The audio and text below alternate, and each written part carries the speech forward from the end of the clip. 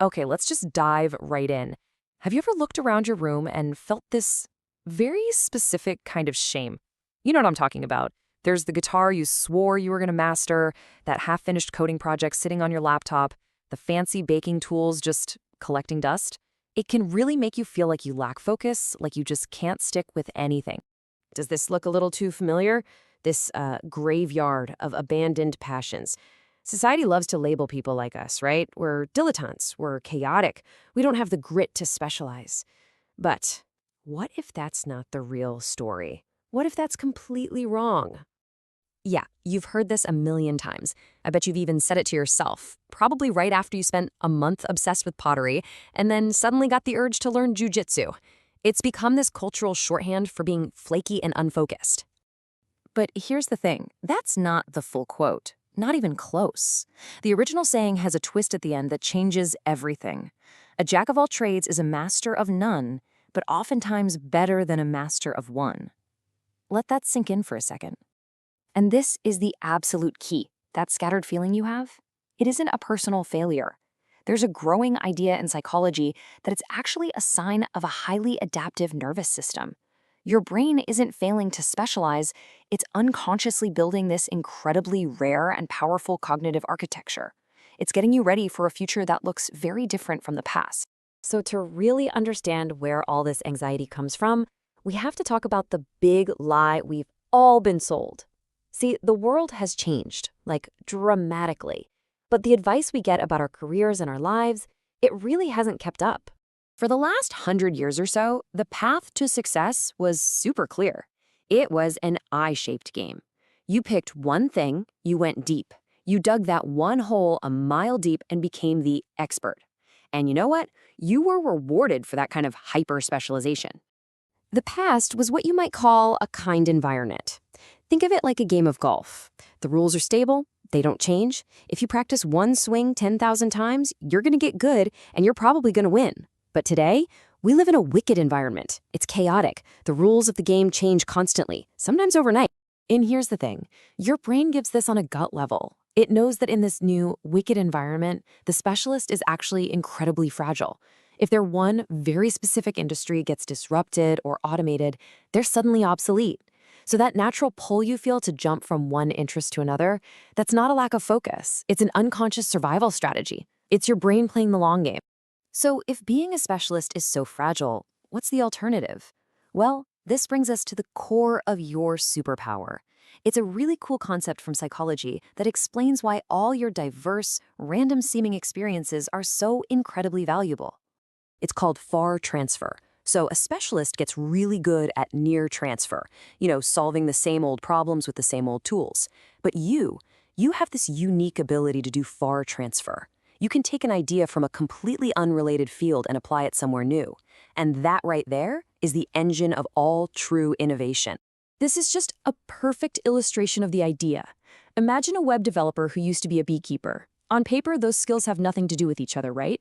But their deep intuitive understanding of organic systems, how a hive works, how it grows, it lets them see their coding job in a totally new light. They don't just write lines of code, they cultivate a digital ecosystem.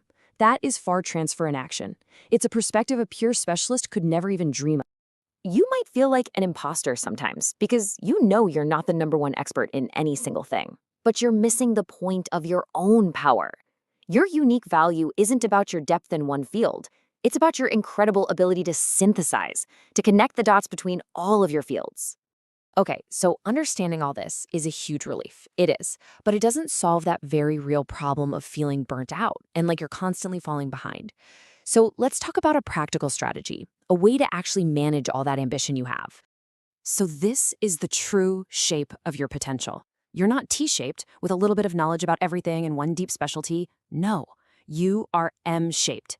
You have multiple, deep pillars of interest and skill, and they're all connected by this beautiful bridge of overarching curiosity.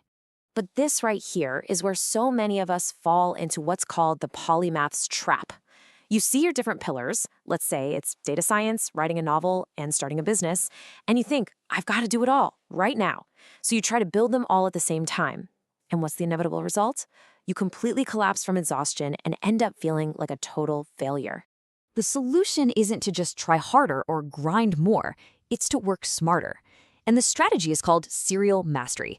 The whole key is to stop thinking of your life as one single long race and start seeing it as a series of distinct seasons. So maybe you spend your 20s completely obsessed with music and art. That's your season. Then in your 30s, maybe you enter a season of programming to, pay the bills. You didn't quit art, you just completed that season. And then later, maybe in your 40s, comes the season of synthesis, where those seemingly separate skills suddenly merge into something brand new, like creating your own video games. You're building those pillars of your M one at a time. All right, there's one final incredibly powerful idea that basically makes you bulletproof in today's world. It's a term borrowed from evolutionary biology, and it completely reframes your dabbling into an undeniable strength. In nature, redundancy isn't waste, it's a core survival strategy. For example, and this is super cool, elephants rarely get cancer. Why? Because they have massive genetic redundancy. They have multiple copies of cancer-fighting genes. So if one fails, another one just takes over.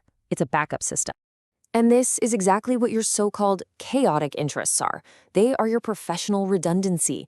Every single skill you pick up, every hobby you explore is another layer in your safety net. It makes you more and more resilient.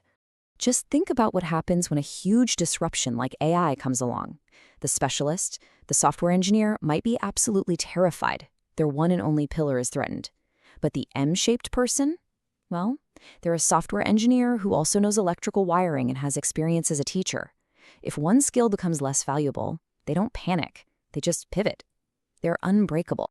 So let's bring this all the way back to that graveyard of hobbies we started with.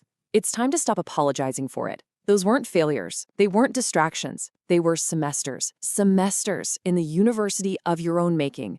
And each one added something crucial to your unique resilience and creativity. You really need to remember this. Your purpose was never to fit neatly into some tiny little box. Your gift is the ability to see connections that other people miss, to innovate where others are stuck. You were built to be the bridge.